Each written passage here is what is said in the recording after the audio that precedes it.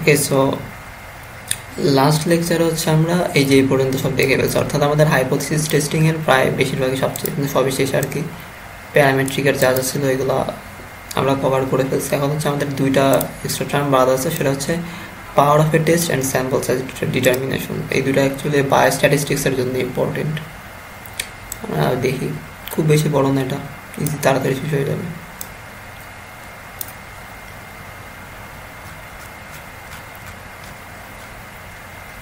এটা হচ্ছে আমাদের পাওয়ার অফ এ টেস্ট। আগে ডেফিনেশনটা দেখি, সেটা হচ্ছে কি, power is the probability of correctly rejecting the null hypothesis when the alternative hypothesis is true. অর্থাৎ কখন এমন হতে পারে না যে কি অ্যালটারনেটিভ হাইপোথিসিসটা হচ্ছে ট্রু, বাট আমরা মানে আমাদের টেস্ট হইতেছে ভুল রেজাল্ট দিয়ে দিচ্ছে, বলতেছে যে কি হ্যাঁ নাল হাইপোথিসিস ঠিকই আছে, এটা রিজেক্ট করার দরকার নেই। সো পাওয়ারটা কি, পাওয়ার হইতেছে যে কি ওই সেটার প্রবাবিলিটি যে কি অ্যালটারনেটিভ হাইপোথিসিস যখন ট্রু হবে তখন আমাদের টেস্টও বলবো কি অ্যালটারনেটিভ হাইপোথিসিস ট্রুই, নাল হাইপোথিসিসে ওরা আবার ট্রু বানাই দিবে না, ওইটা হইতেছে power. So it measures how well the test detects a true effect. So পাওয়ারকে আমরা মেইনলি 1 - বিটা বলি, বিটাকে টাইপ 2 এর রেট বলা হয়, অর্থাৎ failing two reject H0 when H1 is true। এইটাছে গেল। সো 1 - বিটা কি রিপ্রেজেন্ট করে থেকে probability of correctly rejecting H0 when there is a real effect। So এটা হইতেছে পাওয়ার। একটা সো এক্সাম্পল দিয়ে দেখি মানে পাওয়ার জিনিসটা কি বোঝা যাবে। যে suppose we are testing if the mean blood pressure differs from 120 unit. So এই mmHg কি আমি আবার বলে গেছি, লেটস সি, আবার দেখি।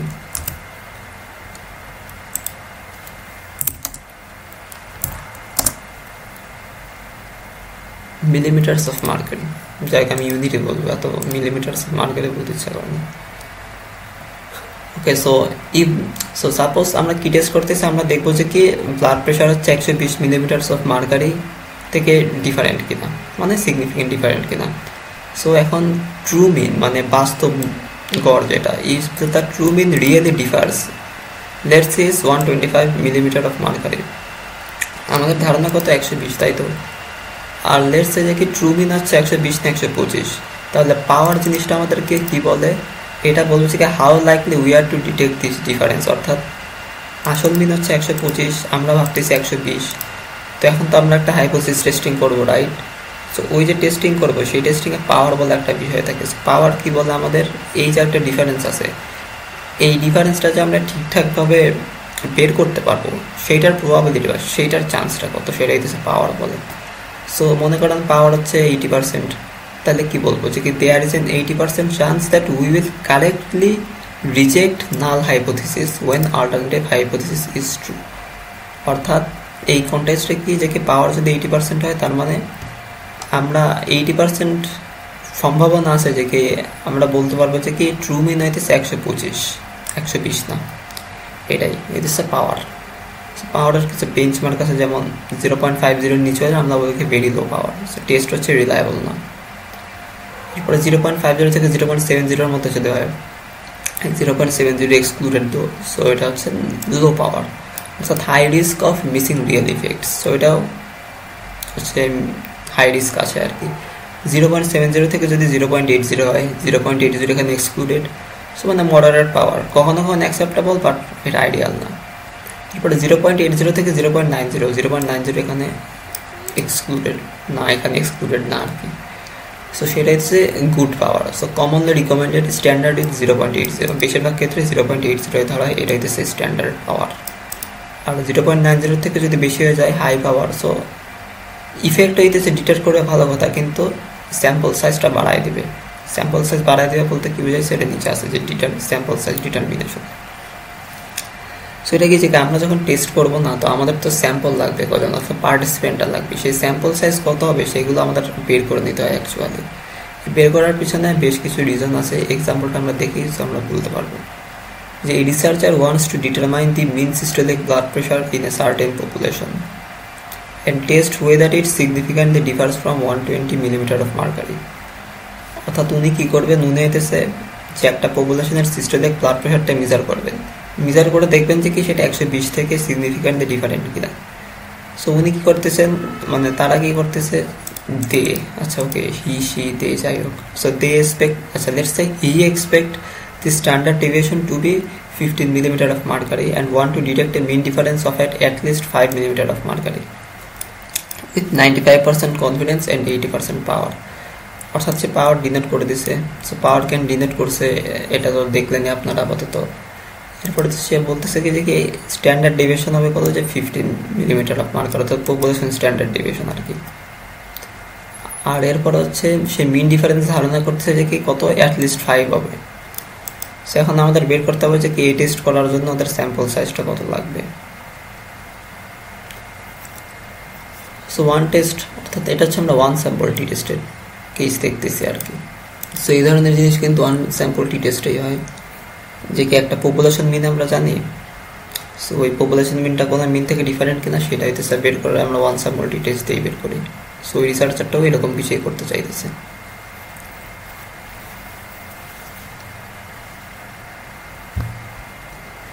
এখানে যে they expect the standard deviation বলতে হচ্ছে পপুলেশনের স্ট্যান্ডার্ড ডেভিয়েশনটা বুঝাইছে আর কি, মানে যে পপুলেশনে তারা কাজ করতেছে না সেটার স্ট্যান্ডার্ড ডেভিয়েশনটা বুঝাইছে, ওইটাই যে 15। সো এটাই বলছে দে এক্সপেক্ট। তো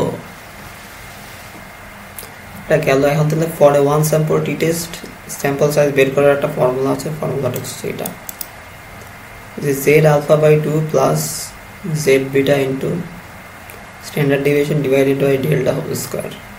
সেখানে কি যে কি জেড আলফা বাই 2 হচ্ছে কি যে কি 95% কনফিডেন্সের জন্য যে জেড স্কোয়ারটা, অর্থাৎ আমাদের মুখস্থ করে ফেলছি, সেটা কত হবে প্লাস মাইনাস 1.96। বাট এখানে আমরা প্লাস মাইনাস দিব না, স্যাম্পল যখন আমরা ক্যালকুলেট করব তখন আমরা জাস্ট পজিটিভটাই নিয়ে দেবো, সেটা হচ্ছে 1.96। এরপর হচ্ছে আমাদের এই জেড বি বের করতে হবে, এটা হচ্ছে ক্রিটিক্যাল ভ্যালু ফর 80% পাওয়ার। কারণ পাওয়ার যদি 80% হয় তাহলে বিটা কত, বিটা হবে 0.20। কেন, কারণ power is equal to 1 minus beta. So বিটার পাওয়ার যদি 80% হয় বা 0.8 যদি হয় তাহলে বিটা হবে 0.20। তাহলে এখন এই 0.20 যে লেফট সাইডে যদি আমাদের এরিয়া যদি 0.20 হয় তাহলে সেটার জেড স্কোর কত সেটা আমাদের বের করা লাগবে।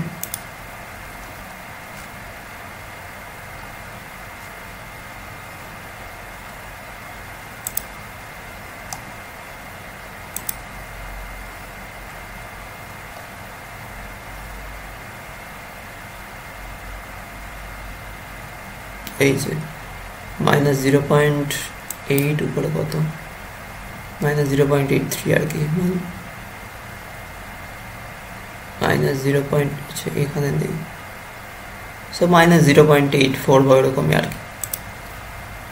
সো এই 0.84 এখানে 0 কেন দেওয়া হয়েছে, কজ স্যাম্পল যখন আমরা বের করবো তখন মাইনাস না, আমরা জাস্ট অ্যাবসোলিউট ভ্যালুটাই নিই। সো মাইনাস 0.84 আসছিল জেড স্কোয়ারটা, আমরা ওইটা না নিয়ে আমরা জাস্ট অ্যাবসোলিউটটা নিব।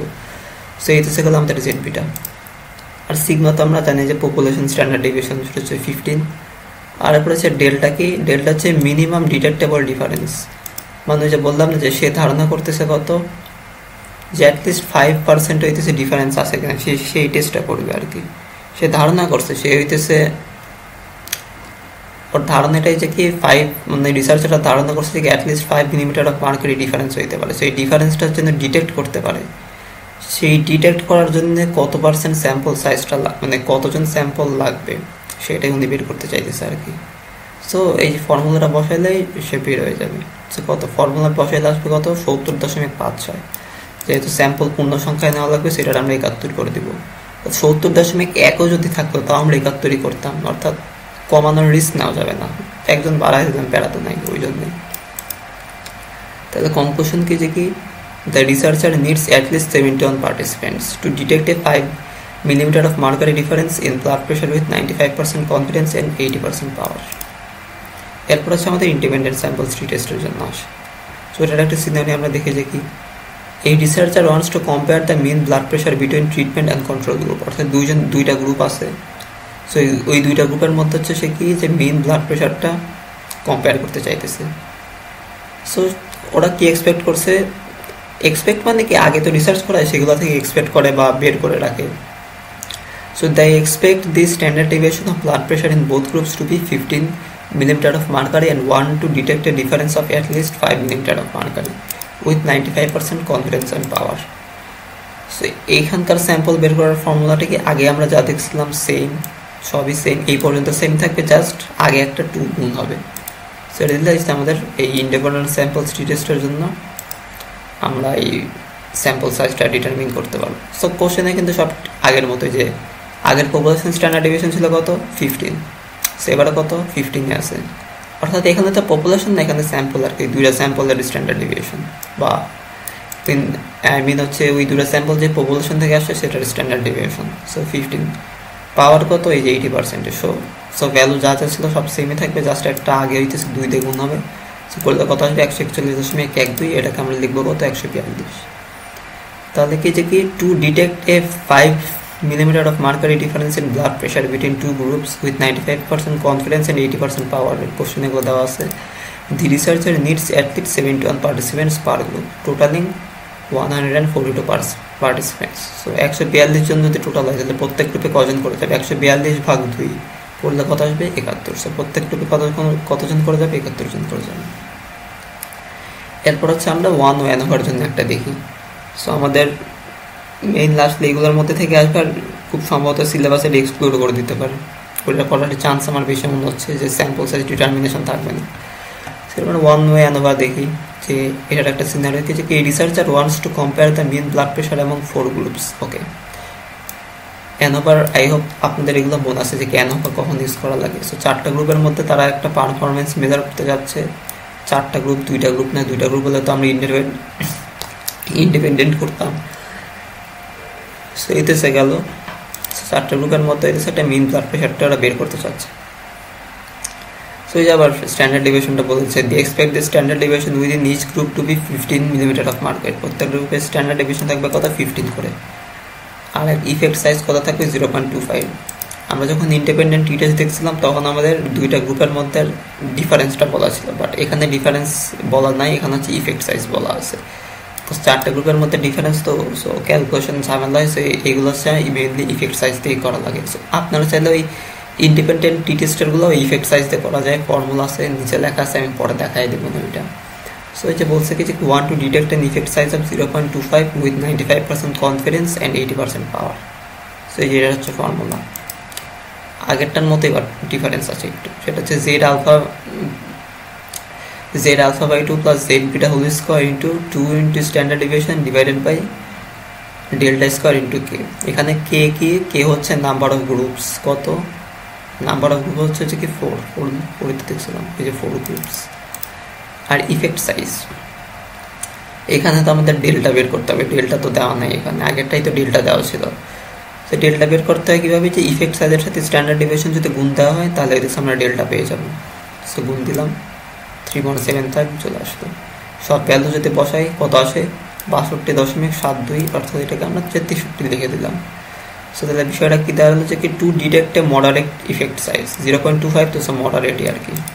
In 4 groups with 95% confidence and 80% power, the researcher needs at least 63 participants. বেশি হলো প্যারা তো নাই। So totally 252 participants. কি হইল এটা 252 কেন লিখছি আমি,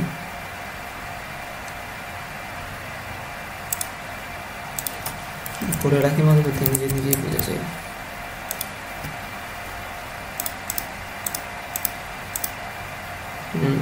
ঠিকই আছে 252। তার পার গ্রুপে হচ্ছে 63 করে যদি যায় তাহলে হইতেছে 4টা গ্রুপ না, তো 4টা গ্রুপে কত হচ্ছে 252 জন যাবে। ওকে, সব ঠিকই আছে। সেটা হচ্ছে আমাদের কাজ হচ্ছে 1 ও ANOVA জন্য।